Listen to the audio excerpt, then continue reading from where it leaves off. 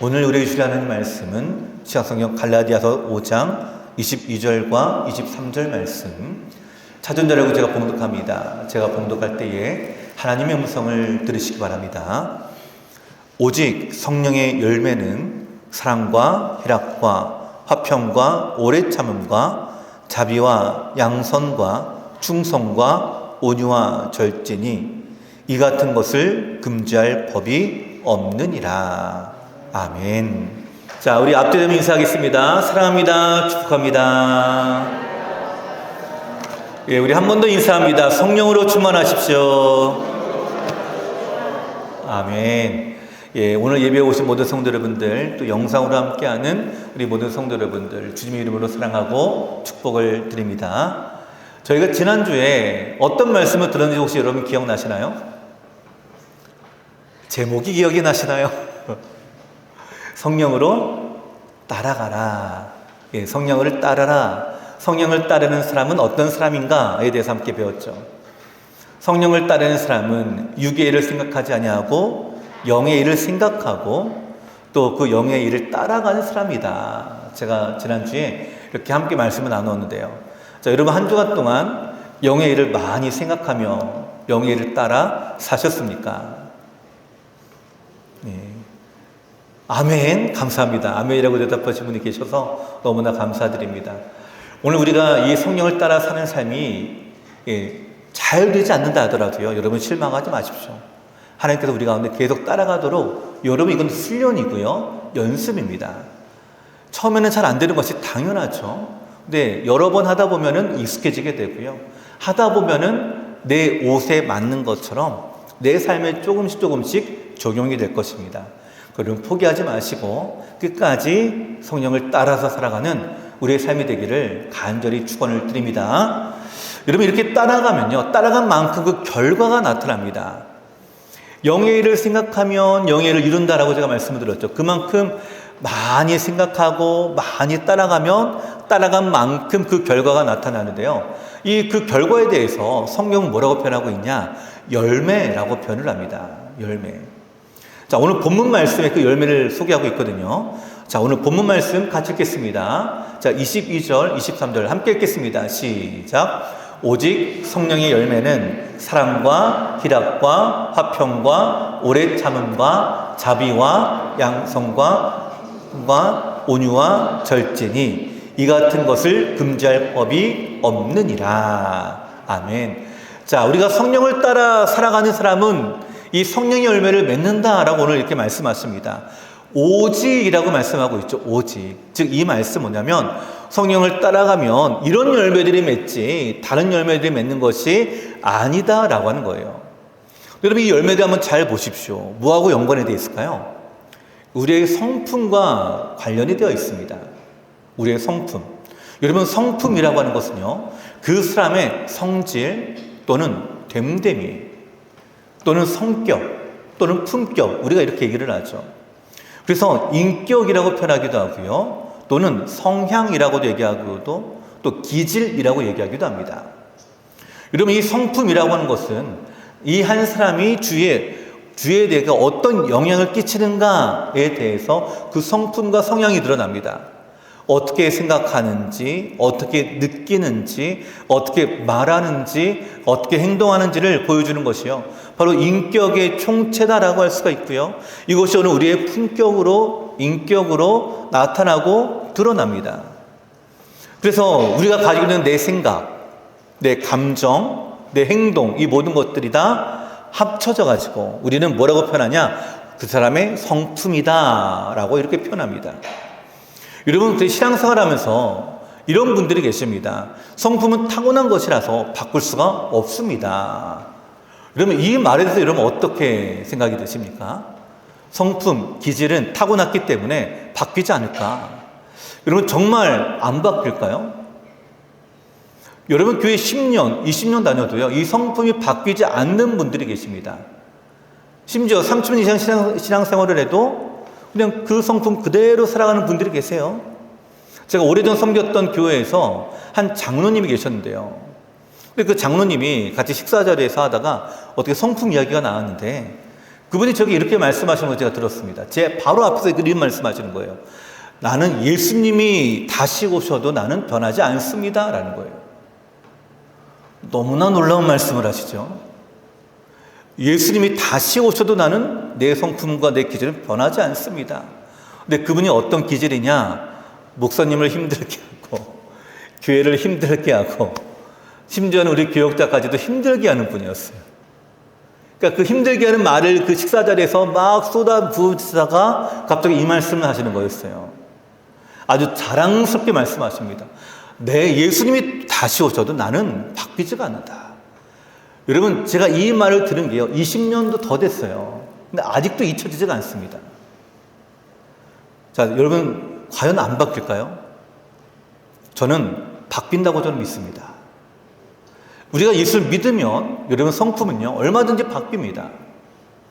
여러분 내가 안 바뀐다고 생각하면요 안 바뀌고요, 바뀐다고 생각하면 바뀌어요. 여러분 이게 성품이고 이게 기질입니다. 여러분 요즘 우리 TV를 보시면요 예능 프로그램에 상담에 대한 이런 프로그램이 많습니다. 부부 상담 또는 이제 뭐 가족 간의 상담, 그래서 대화로 같이 이렇게 풀어가는 그런 이야기들이 많이 나오죠. 여러분 그것들 한번 잘 보십시오. 잘 보시면 그 사람의 성품과 성향이 그대로 다 드러나는 삶이 화면에 다 비춰져요.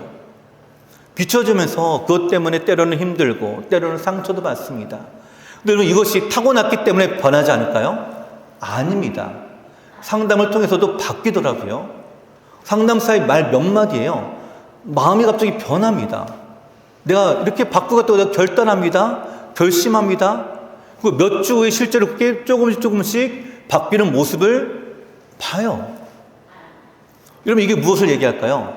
성품과 기질도요 내가 어떻게 훈련하느냐에 따라서 바뀔 수가 있다라는 거예요. 자, 한번 따라할까요? 나는 변할 수 있습니다. 자, 한 번 더요. 나는 변할 수 있습니다. 뭐로 어떻게 변화가 되어야 될까요? 성령의 열매가 맺어지게 되는 성령으로 충만한 우리 성도 여러분들로 변화되기를 간절히 소망을 드립니다. 여러분 하나님이 창조하신 우리 피조물인데 하물며 우리 하나님이 우리를 만드시고 우리 가운데 주관하실 때 하나님께서 얼마든지 우리를 바꿀 수가 있어요. 우리의 성품을 예수의 성품으로 바꿀 수가 있습니다. 오늘 성령으로 따라가면 이런 성품이 나타나는데 바로 그 성품의 결과가 이런 열매들이다라고 하는 거죠. 자, 이 열매 중에 첫 번째 열매 뭘까요? 사랑입니다. 사랑.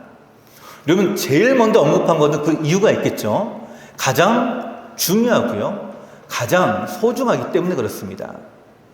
이 성령의 열매 중에 왜 사랑이 가장 먼저 표현하고 있는가? 성령의 열매라고는 이 책을 쓴 필립 케네스는 이렇게 표현합니다. 성령의 9가지 열매 중 사랑이 가장 중요하며 나머지 8가지 열매는 사랑이라는 빛에서 파생된 색깔이다 라고 이렇게 표현했는데, 이게 무슨 뜻이냐면 여러분 이렇게 빛이 비춰지잖아요. 빛이 한 색깔입니다, 우리 눈에 보이기에는. 근데 프리즘이라고 하는 것이 있어요. 이거를 거기에 투과를 시키면은 무지갯빛 색깔로 쫙 확장이 돼요. 빛을 이제 쫙 이렇게 펼쳐주는 역할이 프리즘인데, 거기 보면 무지개 색깔이 빨주, 노초, 파나 뭐 이 색깔로 쫙 색깔이 바뀌어지고 나타납니다. 이거를 지금 여기서 표현하고 있는 거예요. 사랑이라고는 이 빛이 투과가 되었을 때에 나머지 8가지 열매의 색깔들이 이렇게 나타나고 있다라는 뜻이거든요. 여러분 이 말의 뜻은 뭐냐면 그 뒤에 나타나는 오늘 성경에 우리가 말하고 있는 희락, 화평, 양선, 충성, 온유, 절제, 오래 참음, 이 모든 이 성령의 열매들이 가장 앞에 나와 있는 이 사랑으로 말미암지 않고서는 결코 나타날 수 없다라고 하는 뜻입니다. 여러분 그래서 오늘부터 다음 주까지 우리가 이 사랑에 관한 주제로 우리가 함께 성령의 열매에 대해서 함께 다루고자 하는데요. 왜냐하면 성경이 말하는 사랑은 2가지 종류가 있기 때문에 그렇습니다. 첫 번째는 하나님 사랑이고요, 두 번째는 이웃 사랑입니다. 그래서 오늘은 하나님에 대한 사랑은 어떠한 사랑인가, 성령을 따라가는 사람은 어떤 하나님의 사랑을 우리가 표현하고 열매를 맺는가, 함께 말씀을 나누며 은혜를 나누고자 합니다. 자, 첫 번째, 여러분 꼭 기억하십시오. 하나님은 나를 진심으로 진정으로 사랑하신다는 사실입니다. 하나님 나를 진정으로 사랑하십니다. 자, 요한일서 4장 16절 말씀인데요. 자, 같이 한번 읽어보실까요? 시작. 하나님이 우리를 사랑하시는 사랑을 우리가 알고 믿었노니 하나님은 사랑이시라. 사랑 안에 거하는 자는 하나님 안에 거하고 하나님도 그 안에 거하시느니라. 아멘. 자, 성령을 따라 우리가 행하게 되면, 성령으로 충만하게 되면 가장 먼저 느끼게 되는 것, 가장 먼저 깨닫게 되는 것은 바로 하나님은 사랑이시다라고 하는 이 사실이에요. 여러분, 이 사랑은요, 하나님의 성품을 한마디로 요약할 수 있는 단어입니다. 율법의 요약이자 완성이 바로 이 사랑이에요. 이 사랑이라는 말이 헬라어로 세 종류가 나오거든요. 첫 번째는 에로스라고 하는 말입니다. 예, 말 뜻에서부터 우리가 이제 보여주죠. 이성적인 사랑, 성적인 사랑을 얘기합니다. 두 번째는 필레오 사랑, 우정입니다. 친구와 친구 간의 사랑을 얘기하는 거죠. 성경에서는 예수님과 나사로의 관계를 이렇게 필레오의 관계로 설명하십니다. 세 번째는 아가페 사랑입니다. 무조건적인 사랑이에요. 조건이 없는 사랑이다라고 표현하고 있습니다. 오늘 성령의 이 9가지 열매 가운데 첫 번째 사랑과 할 때 이 사랑이 헬라어로 아가페라고 쓰여 있어요. 아가페. 즉 무조건적인 사랑. 이 하나님의 무조건적인 사랑이 오늘 성령의 첫 번째 열매다라는 것을 성경은 우리 가운데 말씀하고 있는 거죠. 이러면 무조건적인 사랑이기 때문에 어떨까요? 일방적인 사랑입니다. 주도적인 사랑이에요. 당신이 받든 안 받든 나는 당신을 사랑하겠습니다 라는 거예요. 당신이 나를 용납하든 용납하지 않든 나는 당신을 사랑하겠습니다 라는 거예요. 마치 뭐와 같을까요? 여러분, 짝사랑과도 같은 거예요. 짝사랑. 예, 짝사랑이 뭔가요? 한쪽이 일방적으로 사랑하는 거죠. 이걸 바로 아가페 사랑과도 비슷합니다. 내 사랑을 받든 안 받든 일방적으로 내가 사랑하는 것, 내가 부어주는 것. 성경은 그래서 이 아가페 사랑을요, 이런 식으로 표현합니다. 때로는 아내를 향한 남편의 사랑을 표현하기도 합니다. 마치 남편이 이제 아내를 얻기 위해서 일방적으로 사랑하고 쫓아다니면서 연애를 할 때 그 열정과 같은 그 사랑의 모습으로 표현해요. 아들 향한 아버지의 사랑으로 표현하기도 합니다. 그 아들이 탕자가 되어서 나간다 할지라도 다시 받아들여 용납하는 아버지 일방적인 사랑. 젖 먹는 아이를 향한 어머니의 사랑으로 나타내기도 합니다. 품 안에 안기는 그 아기를 향한 한없는 그 사랑을 가지고 그 사랑을 부어주는 어머니의 사랑. 바로 이런 사랑이 오늘 아가페 사랑이다라고 말합니다. 자, 여러분, 여기서 우리가 한 가지 깨닫게 되는 건 뭐냐? 사랑은 관계에서 우리가 알게 된다라는 거예요. 관계에서. 아버지와 아들의 관계에서. 아이와 어머니의 관계에서. 아내와 남편의 관계에서. 일방적으로 이렇게 사랑하는 관계. 여러분, 하나님과 우리의 관계도 마찬가지입니다. 이렇게 비유로 말씀하시거든요. 그리고 우리가 하나님의 관계가 어떠냐라고 여러분 이렇게 물어보는 경우 많죠. 이게 신앙의 척도인데요. 이게 무슨 뜻이냐면 하나님과의 관계는 곧 하나님이 나를 얼마나 사랑하고 계시는지를 내가 느끼고 있는가, 알고 있는가 이거예요. 내가 얼마나 그 사랑을 내가 깨닫고 있는가, 얼마나 그 사랑을 내가 마음에 인정하고 있는가, 받아들이고 있는가. 여러분, 이 아가페 사랑은 우리가 어떤 가치가 있기 때문에, 자격이 있기 때문에 주는 사랑이 아닙니다. 아까 제가 말씀을 드렸죠. 일방적으로 주는 사랑이라고요. 그리고 이게 우리가 성령을 따라 살아가게 되면, 성령으로 가게 되면 가장 먼저 맺어지게 되는 것은 이 사랑의 열매인데, 이 사랑의 열매는 바로 하나님의 사랑이에요. 나를 향한 하나님의 일방적인 사랑이 열매로 맺어지는 거예요. 이거로 내가 깨닫게 될 때에, 아, 하나님은 나를 특별하게 생각하시는구나. 하나님 나를 존귀하게 생각하고 계시는구나. 내가 이 땅에서 가장 사랑받는 존재이구나 알게 됩니다. 자, 광야 생활하는 이스라엘 백성의 모습 한번 떠올려 보십시오. 그럼 이들은요, 광야 생활하면서 끊임없이 원망합니다. 불평해요. 심지어 하나님을 배신합니다. 하나님을 떠나요. 근데 하나님 하루도 만나를 멈춘 적이 없으셨어요. 너희가 나를 떠나니까 벌을 줘야지 하고 멈추지는 않아요. 심지어 구름기둥과 불기둥 걷어가지도 않습니다. 40년 동안 내내 있었어요. 목마르다라고 하니까 그 밤새 물까지 내어주십니다. 아니, 하나님 그렇게 원망하는데, 그렇게 사랑하지 않는데, 하나님이 왜 그렇게 물어주실까요? 왜 만나를 주실까요? 그저 하나님의 일방적인 사랑이에요. 그냥 부어주시는 거예요. 자격이 있든 없든 중요한 게 아니에요. 하나님이 나를 사랑하신다. 그 증거가 만나이고요. 나를 사랑하는 증거가 불기둥과 구름기둥이고요. 나를 사랑하는 그 증거가 반석에 물이 나오는 것입니다. 그리고 이 사랑의 증거의 절정을 볼까요? 십자가죠. 십자가. 독생자이신 아들 예수님을 이 땅에 보내주신 것. 여러분, 그것만으로도 하나님 나를 사랑하신다는 확실한 증거가 됩니다. 자, 오늘 저는 여러분께 먼저 여쭙습니다. 그 하나님의 사랑을 느끼십니까? 느끼십니까? 헬렌 켈러가 이 사랑을 어떻게 깨닫게 되었을까? 제가 이 일화를 보면서 좀 많은 생각을 하게 되는데요. 여러분, 헬렌 켈러는 여러분 다 알고 계시다시피 보지 못하는 사람이고요. 태어날 때부터 듣지도 못했고요. 말하지도 못했습니다. 태어날 때부터. 외부하고 의사소통할 수 있는 어떤 수단들이 다 막혀 있어요. 만질 수밖에 없었고 느낄 수밖에 없는 사람이 헬렌 켈러였어요. 그러니 어떻게 할까요? 그냥 자기 마음대로 막 살았겠죠. 근데 그 인생이 변화되는 한 시점이 있습니다. 7살 때 앤 셀리먼 선생님 만납니다. 아주 유명한 이 일화 여러분 다 알고 계시죠? 셀리먼 선생님 만나가지고 헬렌 켈러가 결국은 사회에 큰 공헌을 하는 위대한 사람이 된다라고 하는 것 우리가 많이 들어봤잖아요. 7살 때 이 선생님 만나요. 이제 글자를 배우기 시작을 합니다. 어떻게 배우냐? 한 손에는 물건을 쥐어주고 또 한 손에는 그 해당하는 글자를 써줍니다. 그렇게 해서 글자를 배우기 시작을 합니다.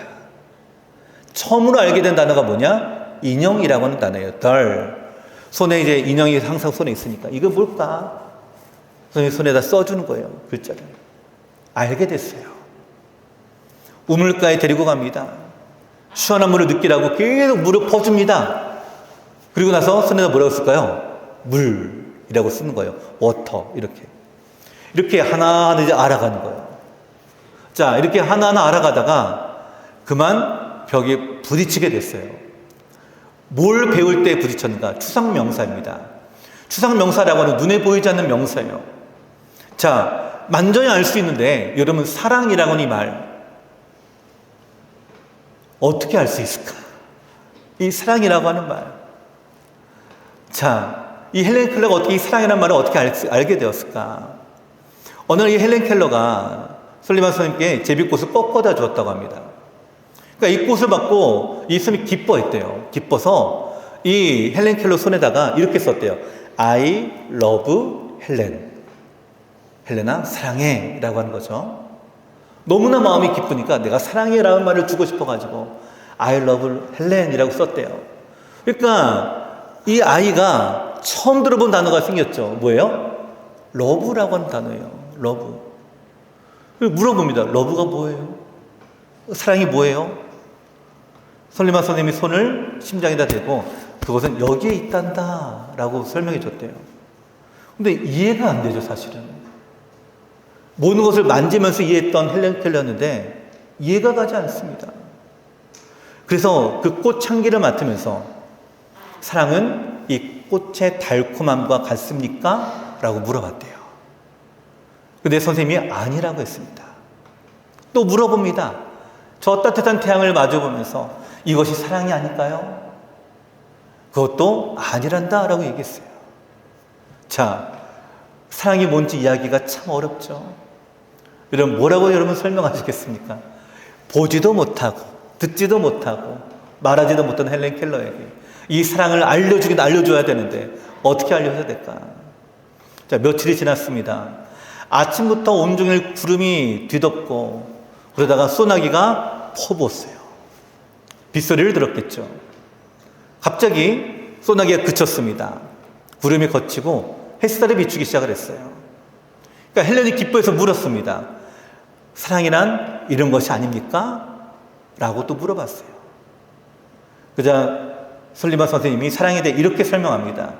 사랑이란 태양이 비추기 전 하늘에 있는 구름과 같은 것이란다. 너는 구름을 만질 수는 없지만 비를 느낄 수는 있다. 너는 꽃들과 목마른 대지가 온전히 뜨겁게 달궈졌다가 비를 맞을 때의 기쁨이 어떠한지 잘 안다.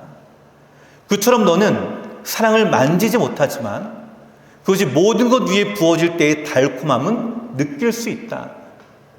사랑이 없다면 너는 행복하지도 않고 놀고 싶지도 않을 것이다. 여러분, 사랑이 뭐라고요? 달콤함을 내가 느끼는 거다라고 이렇게 설명해 주는 거예요. 뜨거웠다가 비가 쏟아지면서 그 안에 해갈되는 그 느낌, 그 행복하고 내가 놀고 싶은 그 마음의 그 느낌, 그러니까 이 헬렌 켈러가 이 사랑이라는 것이 어떤 건지를 느꼈다고 해요. 그래서 그는 이렇게 그거를 깨닫게 되었을 때 가면을 이렇게 설명합니다. 그 아름다운 진리는 내 마음을 뛰게 만들었다. 나는 내 영혼이 다른 사람들의 영혼과 보이지 않는 끈들로 연결된 것을 느낄 수 있었다. 자, 말하지도 못하는 헬렌 켈러가, 듣지도 못하는 또 보지도 못하는 이 헬렌 켈러가 이 사랑을 내가 느끼게 됐고 내가 사랑을 알게 되니까 마치 뭘 느꼈다고요? 다른 사람과 연결되어 있는 끈이 있다 하는 것을 내가 느끼게 되었다라고 하는 거예요. 여러분, 사랑은 우리 눈에 보이지 않습니다. 그러나 사랑을 느낄 수는 있습니다. 여러분, 이 사랑이 어떻게 느껴질까요? 마치 헬렌 켈러가 이 사랑을 느끼면서 다른 사람과 연결된 것을 느낀 것처럼 여러분, 하나님의 사랑을 느낀다라고 하는 것은 하나님과 우리 사이가 연결이 되었다라는 것을 얘기하는 거예요. 여러분, 내가 하나님을 사랑한다라고 하는 것, 나를 사랑하신다라고 하는 것을 내가 받아들이게 되면, 내가 느끼게 되면 나와 연결점이 갑자기 생겨지게 되고 그 연결점이 나에게 신뢰를 갖다 주게 되고 그 연결점이 나에게 믿음을 갖다 주기 때문에 내 안에 기쁨을 가지게 됩니다. 여러분, 우리가 흔히 그녀가 장애를 극복한 것만 우리가 기억하고 있죠. 헬렌 켈러가 1930년대에요. 사회운동가로 변신합니다. 불에 맞섭니다. 가난한 자에 대해서 대변하여 그 자리에 섭니다. 가난한 노동자를 지지하고요. 파업 현장에 가서 투쟁했어요. 그러니까 미국 당국이 너무나 곤혹스럽다고 합니다. 인종차별 반대 운동을 벌였습니다. 아동차별 금지 운동을 했습니다. 사형제 폐지 운동을 벌였습니다. 왜일까요? 사랑을 느꼈기 때문에, 사랑을 행동으로 실천하고 있는 거예요. 내가 다른 사람과 그 끈이 연결되는 걸 내가 느꼈기 때문에 그대로 내가 사랑하는 것이 바로 그들의 삶의 모습이었습니다. 여러분, 사랑을 느끼면 느낀 대로 살아가게 됩니다. 오늘 여러분, 하나님의 사랑을 느끼고 계십니까? 그 사랑을 느끼셔야 성령을 따라 살아가는 사람이 됩니다. 지금도 하나님을 살아 계십니다. 지금도 하나님 우리 가운데 함께하고 계십니다. 그 하나님 우리 가운데 말씀하십니다. 내가 너를 사랑한다. 내가 너를 사랑한다. 여러분, 이 음성에 우리의 마음이 주의 사랑을 느껴지게 되는 은혜 시간 되기를 간절히 축원을 드립니다. 두 번째로요, 이 사랑을 느끼게 되면 나도 하나님을 진정으로 사랑하게 됩니다. 그냥 사랑한 것이 아니라 뭐더라고요? 진정으로 사랑하게 된다. 진심으로 사랑하게 된다. 이 사실을 알고 계신 예수님은요, 우리에게 아주 중요한 말씀을 주십니다. 율법에 대해 강령인데 마태복음 22장 37절에서 40절이에요. 자, 우리 화면을 보시고 한번 같이 읽어보실까요? 시작. 예수께서 이르시되 내 마음을 다하고 목숨을 다하고 뜻을 다하여 주 너희 하나님을 사랑하라 하셨으니 이것이 크고 첫째 되는 계명이요 둘째도 그와 같으니 내 이웃을 내 자신같이 사랑하라 하셨으니 이 두 계명이 온 율법과 선지자의 강령이니라. 아멘. 자, 첫 번째 중요한 강령 뭐라고요? 내 마음을 다하고 목숨을 다하고 뜻을 다하여 주 너의 하나님을 사랑하라. 주 너의 하나님을 사랑하라.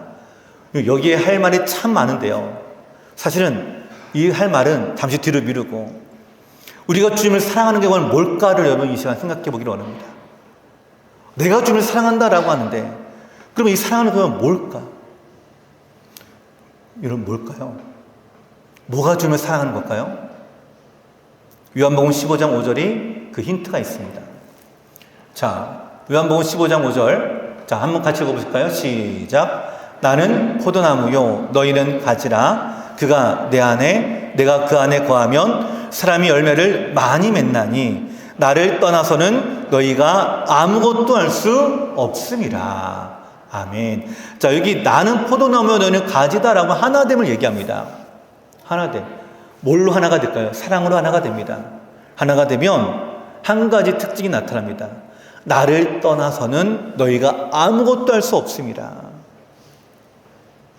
나를 떠나서 너희가 아무것도 할 수 없습니다. 여러분, 이 말씀을 여러분 마음에 새겨지게 되기를 간절히 소망합니다. 그리고 주님을 사랑하는 것은 바로 이거예요.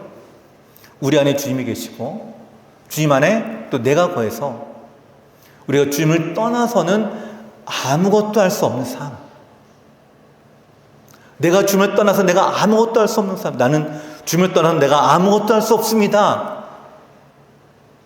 여러분, 사랑하면요, 함께하고 싶은 열망이 가득하게 됩니다. 사랑하면 잠시 떠나는 것, 잠시 이별하는 것 너무나 싫어요. 여러분, 드라마를 보다면 이런 경우 있어요. 남녀 두 청춘이 연애를 하는데 연애 초기입니다. 연애 초기에.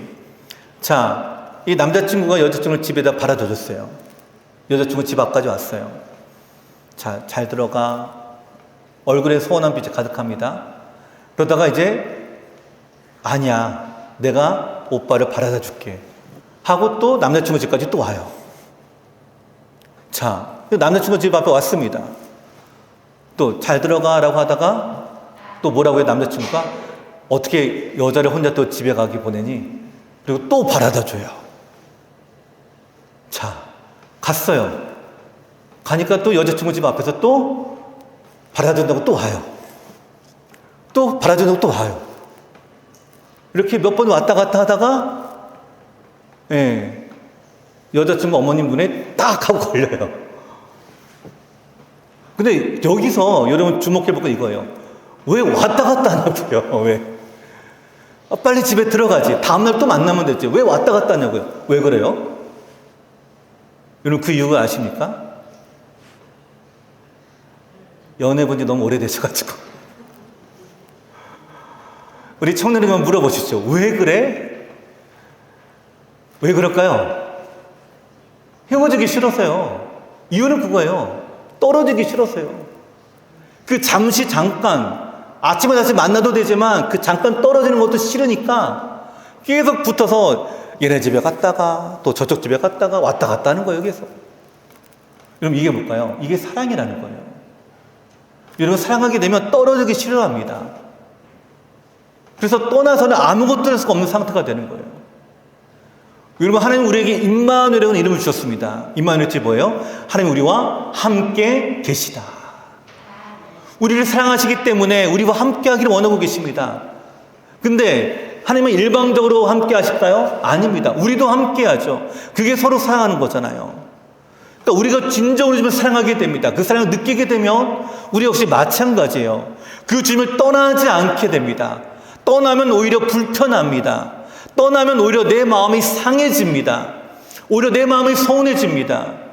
주님을 우리가 항상 내 마음에 모시고 내 생각이 또 내 행동이 항상 그분을 향해서 집중해지게 되고 그분과 함께하게 되고 그러니까 먹는 것도 함께하고 함께 길을 가게 되고 함께 무언가를 하게 되고 이것이 바로 사랑의 모습이에요.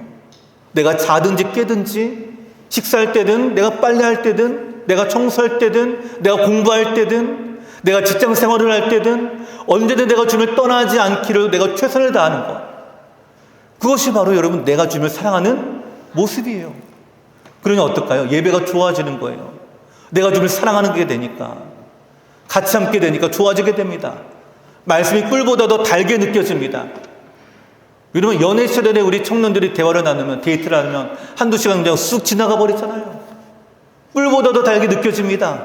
기도의 시간이 아무리 기도도 길게 느껴지지가 않아요. 왜요? 내 사랑하는 사람과 함께하고 있으니까. 마치 사랑하는 사람과 데이트하고자 하는 그런 마음처럼 바로 그런 마음이 우리 안에 들어가는 거예요. 여기서 한 가지 조심해야 될 것이 있습니다. 뭘까요? 우리 마음이 이 주님을 사랑하는 데서 떠나거나 식어지지 않도록 해야 된다는 거예요. 식어지면 어떻게 될까요? 함께하는 것이 실증이 나요. 마음이 식어지면 즐겁지가 않습니다. 마음이 차가워지면요, 거리가 점점 멀어져요. 인간의 관계도 마찬가지 아닌가요? 좋을 때는 한참 붙어 다니다가 싫으면 어때요? 남남이에요, 그냥. 하물며 하나님과의 관계는 어떨까요? 마찬가지입니다. 점점 거리가 멀어지니까 어때요? 우리의 마음이 식어지게 되니까 내 입술이 점점 닫혀지게 되고 내 마음이 닫혀지게 되고, 그러니까 말씀을 들어도 이 말씀이 어떤 말씀 내가 깨닫지를 못하게 되고, 내가 기도해도 내 마음에 그 어떤 감동도 없고 응답도 없는 것 같고 점점 거리가 더 멀어지는 것 같아요. 그리고 우리 몸의 체온은 36.5도에서 37도가 정상이라고 합니다. 그 사이가 정상이라는 거예요. 근데 여기서요, 1도만 내려가도요, 저체온증이라고 합니다. 1도만 내려가도. 저는 이 사실에 되게 충격을 받았어요. 아, 우리 몸이 그 정도인가? 한 1도 정도는 내려가도 괜찮지 않을까? 근데 여러분, 1도만 내려가도요, 저체온증이라고 하고요, 5도만 내려가잖아요, 죽을 만큼 위험한 상황이라고 합니다. 근데 저는 영적인 삶도 마찬가지라고 생각을 해요. 영적 저체온증이 우리 안에 생기게 되는 것, 이게 뭘까요? 식어지는 거죠. 마태복음 24장 12절과 13절 말씀, 우리 화면을 보시고 한번 같이 읽어볼까요? 시작. 불법이 성함으로 많은 사람의 사랑이 식어지리라. 그러나 끝까지 견디는 자는 구원을 얻으리라. 그리고 마지막 때가 되면 어떻게 될까요? 사랑이 식어진다라고 말합니다. 하나님에 대한 사랑이 식어진다라고 말합니다. 마지막 때가 되면 그 사랑이 식어지니까 어떻게 될까요? 식어지니까 죄를 짓게 되는 거예요. 그리고 불법이 성해지게 된다라고 말합니다. 기도가 막혀지게 됩니다. 찬양의 입술이 열리지 않게 됩니다. 마음이 식어지니까 말씀이 내 안에 영적 양식으로 다가오지도 않습니다. 그러니 어때요? 이 성령 열매의 변화된 삶이 나타나고 있지 않죠. 이런 마음이 열리지 않으니까 어때요? 부정적으로 바뀌게 돼요. 비관적이게 됩니다. 비판적으로 보여져요. 이런 모든 것들이요, 좋아 보이는 사람은 다 좋게 다 얘기를 해요. 그러니까 어떻게 마음이 다 좋게 지금 막 나타나고 있는 거예요. 근데 마음이 식어지고 사랑이 없어지고 차가워지면 비판적으로 바뀌어요. 그게 뭐 어땠어? 그렇게 해서 돼? 그거 그렇게 하는 거 아니야. 마음이 부정적이 돼요. 오늘 이것들이요, 다 영적 저체온증의 증상이다라고 말합니다. 영적 저체온증.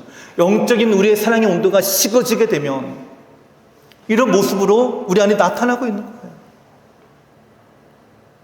여러분은 하나님을 향한 사랑의 온도가 몇 도라고 생각하십니까? 내가 주님을 향한 내 사랑의 온도는 과연 몇 도인가?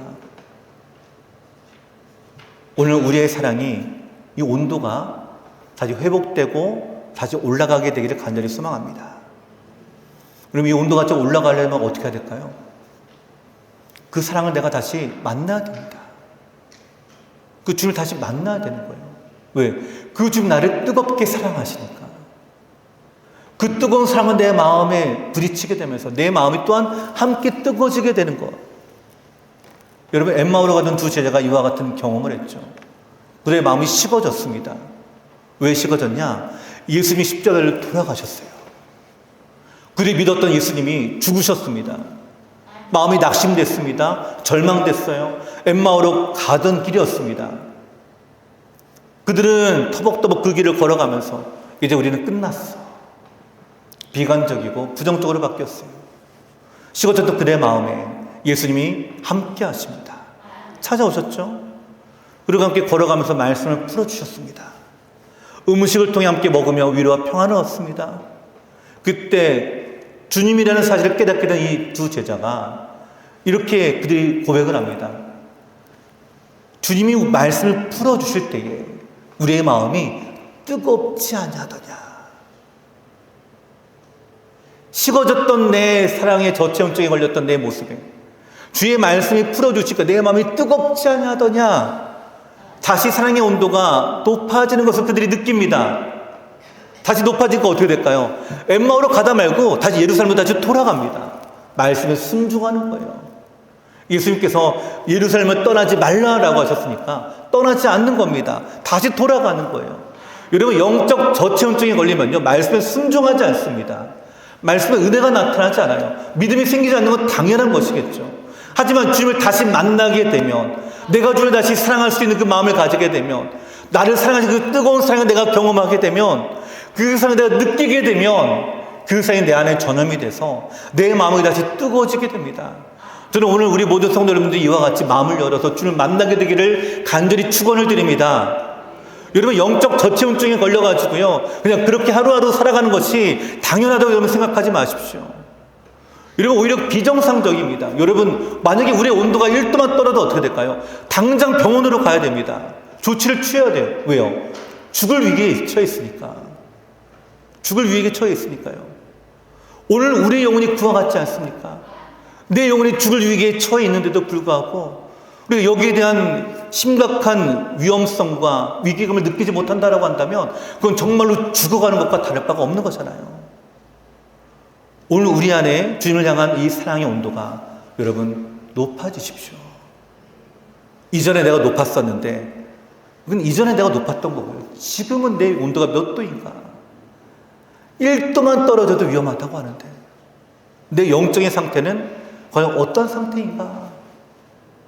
오늘 주님이 나를 사랑하시는 이 사랑을 느끼면서 다시 한번 우리의 영적인 이 사랑의 온도가 올라가게 되는 우리가 되기를 저는 간절히 소원을 드립니다. 그래서 이 사랑이 우리 안에 열매로 나타나는, 이 삶을 따라가기에 주님이 나를 사랑하시고 내가 또 주님을 사랑하는 이 기쁨과 이 은혜와 우리의 모든 인생이 하나님과 함께 연애하는 것처럼 그런 은혜로 충만한 우리 모든 성도 여러분 되시기를 간절히 축원을 드립니다.